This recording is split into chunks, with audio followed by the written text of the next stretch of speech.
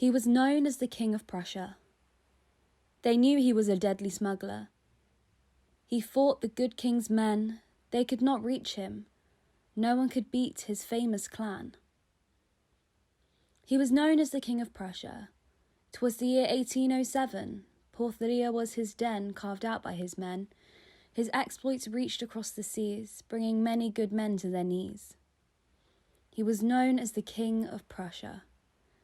Sailing in the cover of dark, their cargo they did disembark. The journey to France they did embark to bring good rum, tobacco and wheat to the good people of Cornwall. He was known as the King of Prussia. The king was a good man, fair in his exploits.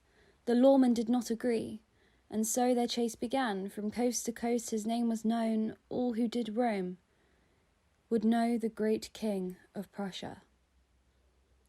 He was known as the King of Prussia. No other smuggler could compare. They could only despair. With his brothers Charles and Harry, they would all eventually marry, building their dynasty upon the cove. For riches they all did strive. He was known as the King of Prussia.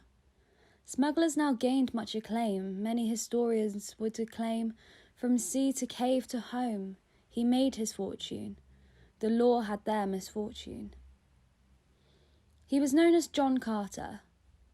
Prussia Cove was his home, and smuggling was his game. Notorious he became.